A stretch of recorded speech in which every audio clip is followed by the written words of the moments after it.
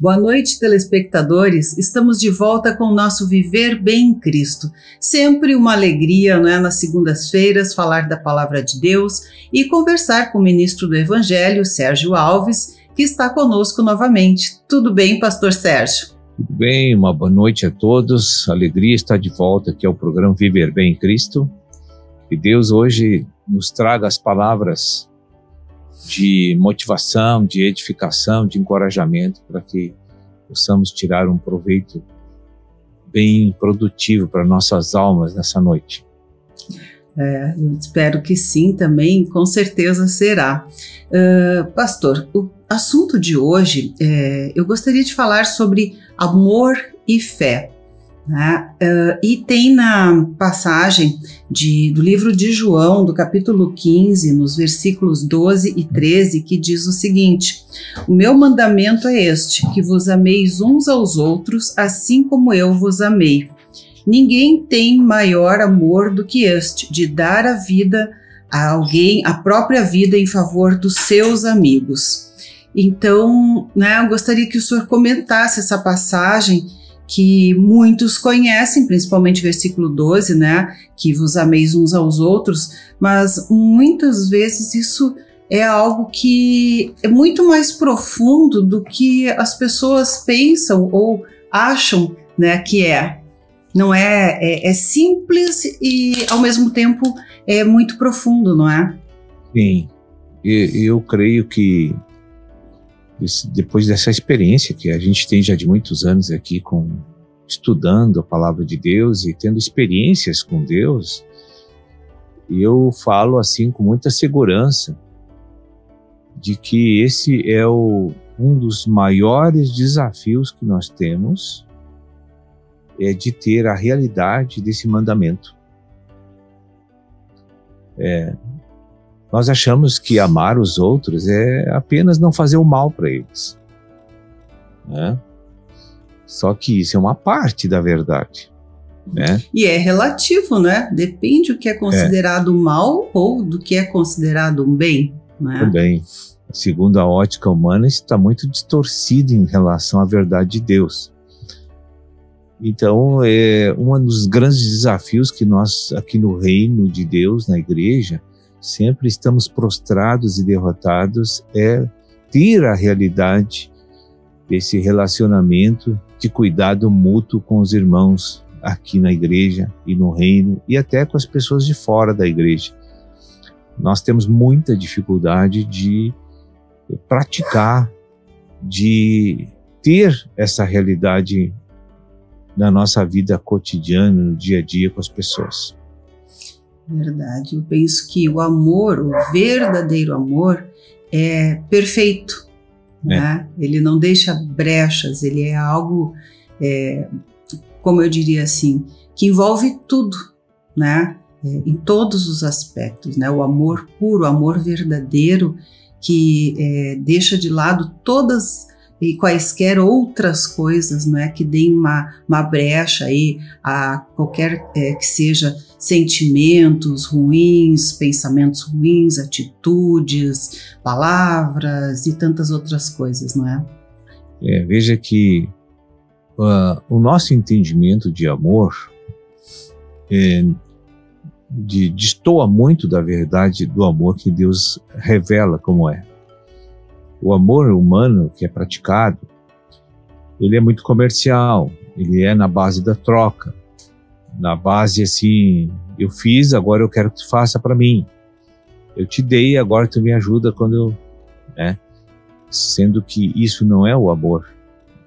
Isso são transações comerciais afetivas, né?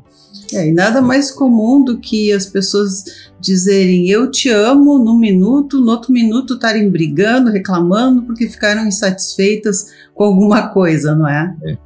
Então, a compreensão do amor que nós, os humanos, praticamos está muito longe do amor verdadeiro de Deus. E nesse mandamento que você citou, o amor que Deus manda eu ter pelo meu irmão é um amor em que é rico em doar-se para as pessoas e nada esperar em troca. Porque quando eu faço um ato bondoso para uma pessoa, ou dou alguma coisa para uma pessoa, eu não posso ter aquela expectativa de receber algo em troca. Porque senão eu vou me frustrar muito, porque aí o meu posicionamento está errado. Então Deus diz que me deu tudo e nunca me esperou nada de mim.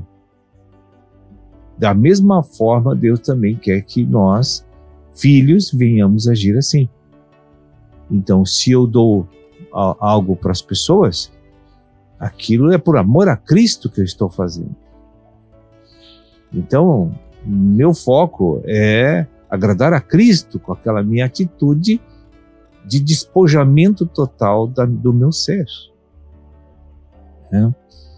E as pessoas, então, não se aperfeiçoam na igreja. Elas têm dificuldade de viver para os outros. Porque a vida cristã é uma vida de viver para outros. Você não vive mais para ti. Porque Deus, ele é extremamente doador. Ele nunca é receptor. Ele é doador. Sempre, não é? Sempre, sempre. Deus sempre se posiciona na vida de uma pessoa para ser um doador, né? E a recepção que ele vai ter é ele mesmo vindo para ele. Eu fazendo aquilo que ele quer para que o projeto dele terreno venha a se consumar e se consolidar. Que é alcançar outros e edificar outros com a verdade. Então, isso é resultado de um uso do Espírito Santo da minha pessoa. Eu não tenho méritos nesses feitos. Eu sou um mero instrumento que Deus vai usar para edificar pessoas, para conquistar pessoas, para ajudar pessoas. Muitas vezes eu vejo assim homens dando somas altíssimas para as entidades carentes e de entidades filantrópicas, e eles fazem muitas promoções e divulgação em cima daquele ato de doação. Porque eles têm a necessidade de receber um reconhecimento humano, natural. Algo em troca. Algo em troca. Então, ele quer ser bem visto pela comunidade, que é o afeto da comunidade, que é o reconhecimento da comunidade de que ele é um homem bom. Ou seja, troca-se coisas materiais por afeto. Exato. E se precisamos desse afeto é porque existe aí algum vácuo ali no nosso coração que não está preenchido ainda, não é? E essas práticas é uma manipulação desonesta. Porque o único digno de honra e glória é Deus, que me deu vida e que me dá as condições para ter as coisas. E se eu me desfazer de algumas coisas que Deus me deu, Ele vai me dar muito mais, porque é dando que se recebe. Sim. A gente tem que ter coragem de se despojar desses sentimentos e pensamentos caídos, eu digo, né? Que não são os pensamentos e os sentimentos de Deus. Exato. Então veja que o amor e a fé estão intimamente ligados um no outro. Sim. Se você é uma pessoa desprovida de fé, você não vai amar ninguém, né? A gente tem que praticar as coisas, não é pela razão, é pela fé. E a fé, ela não é pela razão. Né? A fé é crer naquilo que está sendo dito, independente de arrazoamentos, enfim, todas essas coisas que o senhor está falando aí, né? Trocas. Se o amor for racional, é uma matemática humana, né? Vamos reter para ter mais, nada de dar. O ser humano é negociante, a nossa alma, né, está sempre negociando. Sempre. Bem, pastor, nós vamos fazer um breve intervalo, mas já voltamos daqui a pouquinho com o nosso Viver Bem em Cristo. Viver Bem.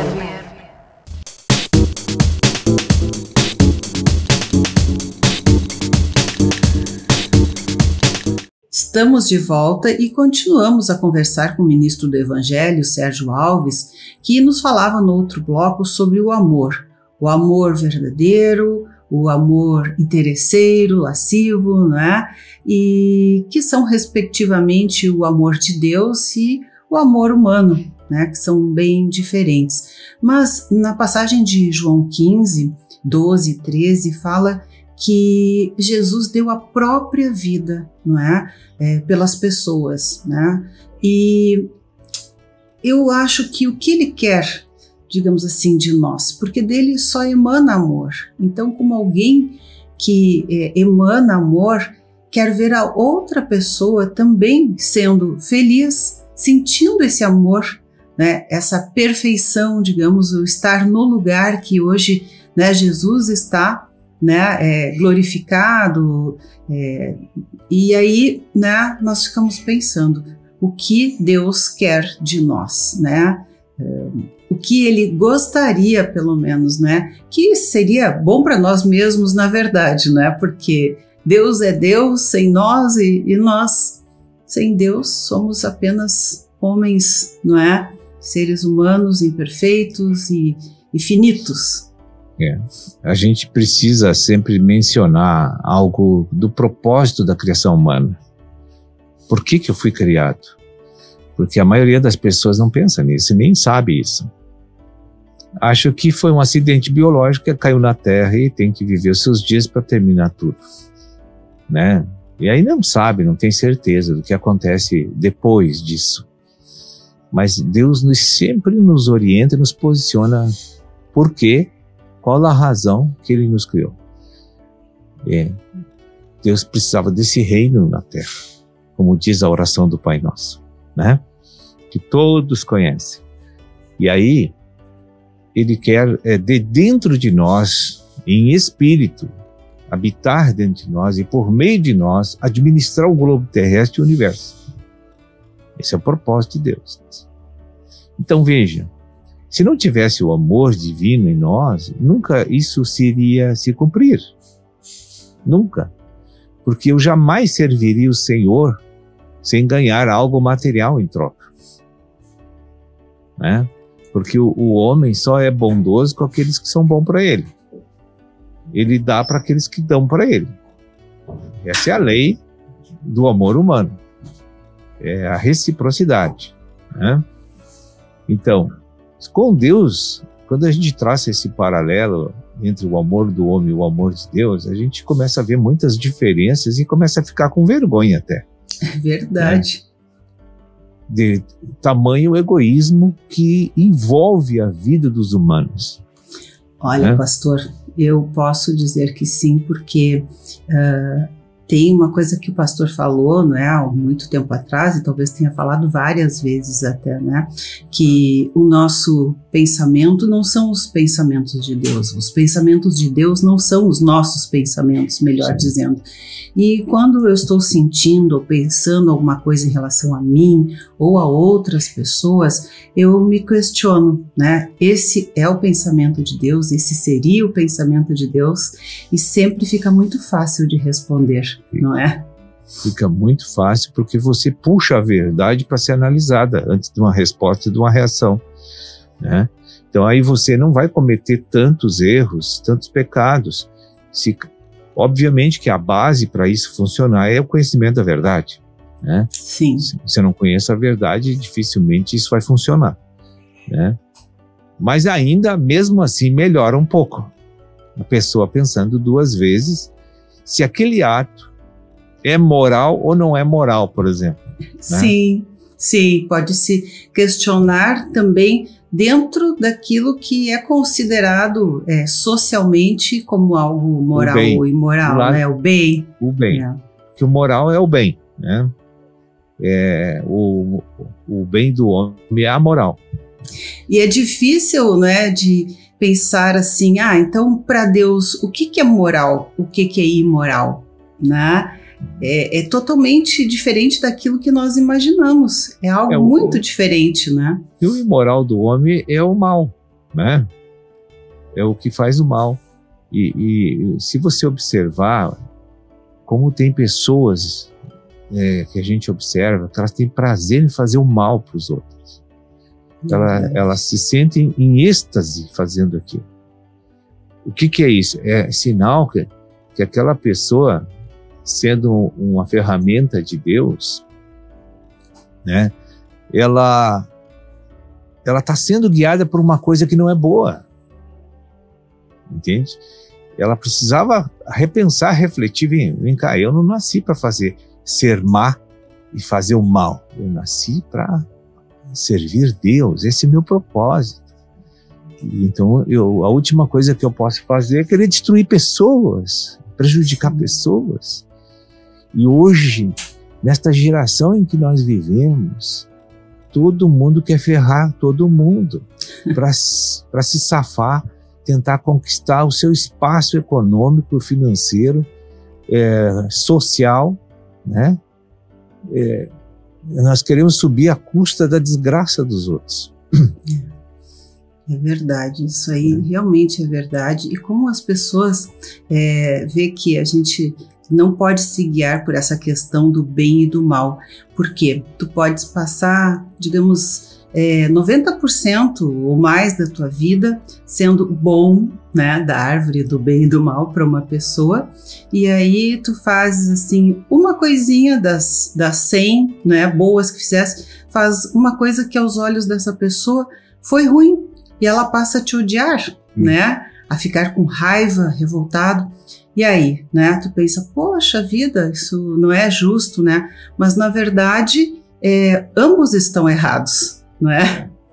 Aí você falou no início em coisa importante, se o pensamento que eu tenho é o pensamento de Deus, e eu quando vou me relacionar com uma pessoa, eu não vou observar a maldade, o pecado, os erros que ela comete, e sim o desejo de edificá-la para ficar segundo como Deus quer. Então esse é o propósito que eu e você, qualquer pessoa na igreja tem. Porque se a gente não pensar da forma que Deus pensa, nós não vamos nos dar bem com ninguém.